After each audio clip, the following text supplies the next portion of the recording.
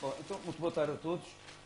Talvez começasse por fazer três comentários. O primeiro, para dizer que aquilo que a Luísa disse é verdade em si, em relação aos consensos, mas mais importante que os consensos são os compromissos e a prática.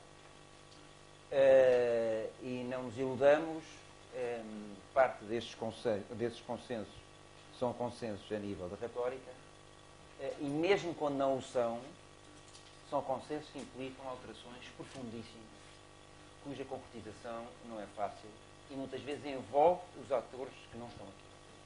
Portanto, esta é uma primeira ideia que é fundamental.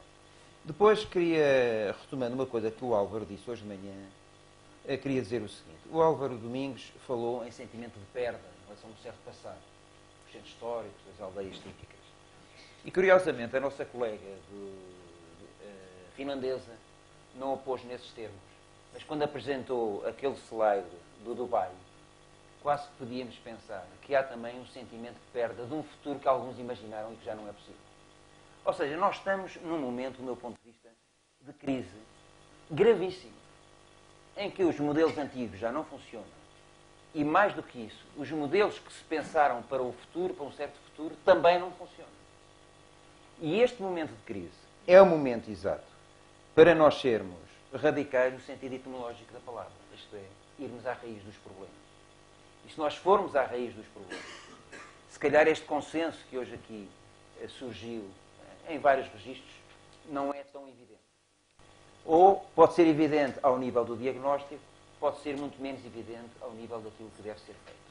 Exatamente porque nos faltam referências e não há, a não ser discussões sobre temas em concreto, eficiência energética, questões climáticas, o que se quiser, contenção de expansão urbana. Mas a questão que está aqui em causa é um modelo que já não é possível, no passado, um modelo que também já não é possível, um modelo que foi apresentado como um modelo desejável para o futuro, mas não há nenhum modelo alternativo. Portanto, eu diria que este sistema de perda, sim, não significa que nós andamos perdidos.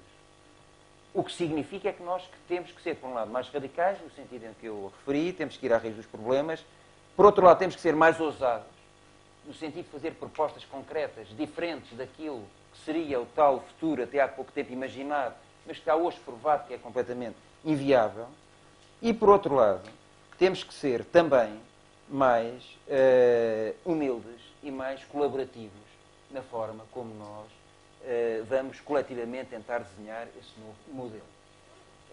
Toda a gente sabe, e portanto quero ser rápido, não vou desenvolver isso, todos nós sabemos que em Portugal, como em muitas outras sociedades, nós temos um déficit fortíssimo de diálogo e de concertação. E quando não há diálogo e concertação, não há compromisso. E, portanto, não basta a questão do consenso, é necessário o compromisso. Terceiro comentário, para depois passar a palavra aos meus colegas, e para ilustrar um bocado esta ideia, não basta consenso, é preciso compromissos, também não basta compromisso, é preciso haver condições de concretização. A reabilitação urbana. Toda a gente hoje em dia concorda com a reabilitação urbana, embora uns associem a reabilitação urbana mais aos centros históricos e outros, e bem, tenham uma visão mais ampla da reabilitação urbana. Mas a ideia da reabilitação urbana, em si, globalmente, pode ser relativamente consensual, como em todos os casos, uma política, e pressupondo que há uma política de reabilitação urbana, uma política exige muitos instrumentos. E exige a convergência de todos esses instrumentos.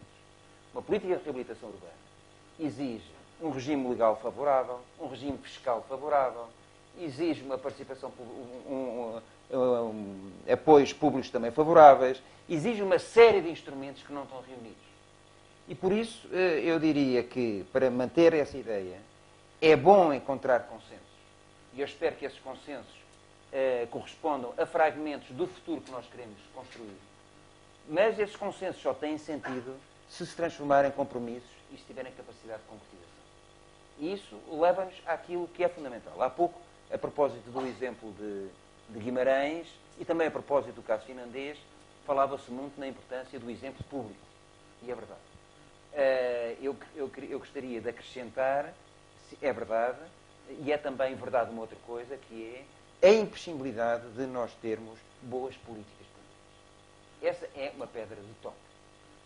E isso significa várias coisas. Significa como é que nós podemos ter políticas públicas mais democráticas, do ponto de vista como são elaboradas, Como é que nós podemos ter políticas públicas mais justas, do ponto de vista das suas consequências? Como é que nós podemos ter políticas públicas mais eficientes?